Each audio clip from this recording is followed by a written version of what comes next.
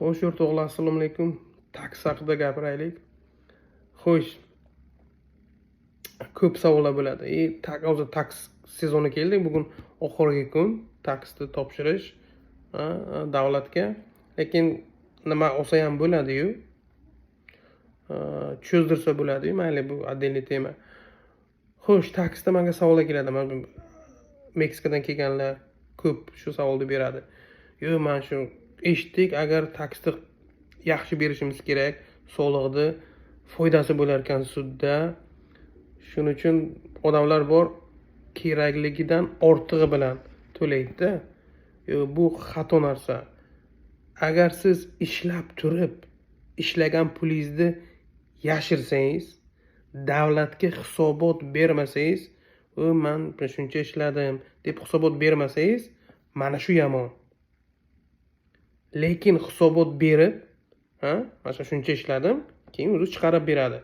Qarzdor bo'lsangiz qarzdor, yana berish kerak bo'lsangiz, mana shu soliqlarni berasiz. Shu chiqarib beradi, to'g'rimi? Shunga qarab keyin qarzdor bo'lsa, shu qarzingizni to'laysiz. Agar sizga pul kelsa обратно, yaxshi. Lekin shunaqalar bor, hammasini hisobotda bergan, lekin hisobotda shunaqa chiqadiki, davlatga yana ortiqcha soliq to'lash kerak emas.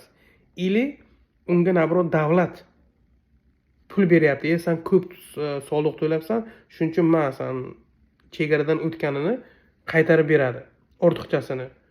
Shunaqada nima deydi? Menga qaytarib beryapti. Yo, men kam beribman. Eshitdimki, ertaga men sudimda so'rar ekan, agar men ko'p soliq berganini ko'rsatsam, menga green card olishga oson bo'lar ekan. Yo, bu noto'g'ri fikr. Kim bu hisobotni bermasa, отчетni bermasa, solig'iga ishlagan daromadini mana shu minus.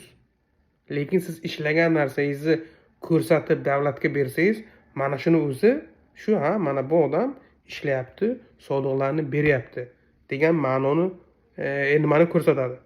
Belgimni bo'ladi. Tamom. Shuning uchun ortig'i bilan to'layman degan bu narsani qilmanglar. Qonun bo'yicha qancha bo'lsa, shu, mana shu. Endi bu mayli nima bo'yicha? Taksda savollar bo'yicha. Endi o'zim ham aytmoqchi, yana boshqa narsani aytmoqchiman. Mana bugun o'zimni oilaviy soliqlarni topshiraman. O'sha tomlar faqat endi bitta topshirish qoldi. Hamma narsa tayyor, bitta knopkani bosish qoldi. Hozir ko'rdim, oilaviy biza 82 ming ishlabmiz. Oilamiz. Mana shu 82 mingdan endi qarang, 82 mingdan davlatga bergan solig'imiz 19 ming. 19 ming dollar bergan ekanmiz 82 mingdan. Bu deganiki 80 ming ishlagan bo'lsak, oilaviy 19 ming ketgan. O'zi yo'q 19 ming. Shu har haftami, har o'zi oladi. Shu 19 ming ketgan ekan soliqlarga, hammasiga minus. Ana endi hozir bizaga qilib bo'lib qayta aytayaptiki, sen 1200 ko'proq beribsan, shu 1200 ni senga qaytarib beramiz deb bizaga hozir nima qilgan, hisoblab bergan. Demak dedi, agar hozir 1200 ni agar qaytarib bersa qancha 1700 nechimi bo'ladimi? 17 mingday bergan bo'laman-da. Bu narsani nimaga aytyapman? Mana bizaga trakchilar bor, dordashchilar bor-da. Ular umuman soliq to'lamaydi. Oylik olayotgan paytiga. Nimaga to'lamaydi? Chunki ularga ishxonasi shu nima deydi u? Bitta qilib tashlaydi. Hech qanaqa, masalan 5000 ishladimi, o'zining nimalari, minuslari bor, lekin davlatning minuslarini qilmaydi ular. O'zining minuslarini qiladi, lekin davlatning minusi emas. Shu 5000, 10000 mi sizga beraveradi, trakchi ham, dordash ham, Uber farqi yo'q. Ularga bitta laxt nima deydi u? Bitta qilib tushadi. Keyin bular o'zi yilning oxirida hisobot qilib o'zi berish kerak. Hisobot berib o'zi soliq berish kerak. Mana shunaqalarni bittasi bilan ishlagandik. Juda ham yaqin odam. Endi trakchi 200 mingmi, 150 ming ishlagan. 150 mingmi, 200 ming ishlagan. Da masalan, agar shu 200 ming yoki 150 mingni endi bu xarajatlardan keyin mana bu trakka mana bu nimalari borku, trak o'zi trak oylik olsa agar, har hafta bersa agar, mana bu trak kompaniya benzin uchun oladi, boshqa uchun oladi, o'zini xarajatlari borku trak. Davlatning xarajatlari emas. Shundan tashqari 150 mingmi, 200 ming ishlagan. Ha, yil davomida. Xo'sh, shu odamni taksini qildik. Menga aytdi, taksini qilib bering dedi. Men aytdim, qilsam ham to'g'ri yo'l bilan, hech qanaqa bunaqa maqom bo'lmaydi dedim-da. To'g'ri bilan qilamiz.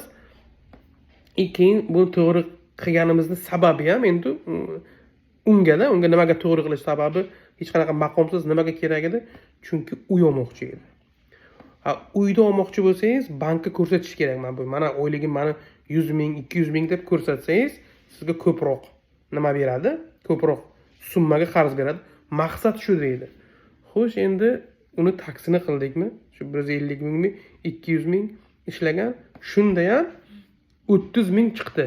Davlatga beradigani 30 ming chiqdi. Shu 150 ming edimi, 200 ming edimi? Chiqib 30 ming chiqdi.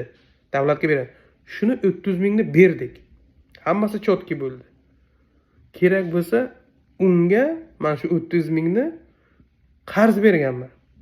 30 mingni men deb berganman. Mayli, hozir keyin menga ishlab berasan deb. Xo'p, shuni 3 mingni qoldi. Haligacha bergani yo'q. U bermaydi ham. Nimaga bermaydi? Chunki o'ylayaptiki, men shu 30 mingni men davlatga bermagan. Men o'zimga olgan, uni allagan. Chunki bizada hech kim bunaqa 30 ming beradi deb o'ylamaydi. Bironta trakchi 30 ming, 20 ming, 10 ming bunaqa bermaydi. Bermaydi bunaqa. Bular maqom qilib, bu qilib kam ko'rsatadi, kam oylik tushdi deb. Endi uy oladiganlar bo'lsa, ular ham mayli to'g'ri berishi mumkin. Lekin shunda ham 30 mingni bular nima qilmaydi-da? Masalan, o'zini maqomlar qilib. Xo'p, bu balarni men 150 mingdan 30 ming berganim, men nimaga aytyapman? Mana o'zim mana oilaviy 82 ming ishlab 17 ming yaqinga beryapmiz. 17 ming dollarga yaqinga beramiz. Xo'sh, mana shu 80 ming emas, 160 ming bo'lsa, demak, где-то shu 34, 30 ga yaqin bo'ladi. Endi o'zim ham ko'rsatyapman-da endi mana buni. Men nimaga bunaqa mana 82 mingdan mana 17 ming berganim menga bilinmaydi, chunki buni har bitta oylikdan, har haftami, har 2 haftaga oylik tushsa agar, oylikdan o'zi oladi davlat puladigan. Shuning uchun yilda oxirida mana shu 17 ming berganingiz noma'lum. Bu bolaga mana shu 30 ming berish kerak. Desam birdan boshida nima bo'ldi? Buni qancha beradi? Sen shu agar to'g'ri beraman desang shu. Oxiri nima bo'ldi bu voqeaning oxiri? Oxiri men o'g'ri mashinnikka chiqdim. U yog'i xafa yuribdi. Mana shu. Shuning uchun bu endi kechirasizlar, endi gap kelganda shu narsani ham aytib olay, o'zi gap egasini topadi. Shuning uchun mana shunaqa gaplar o'rtoqlar. Xo'p, siz qancha taks berdingiz? Yo'q, qancha sizga davlat beryapti? Kommentga yozinglar. Mayli, xo'p, sog' salomat bo'linglar, yana video qilamiz.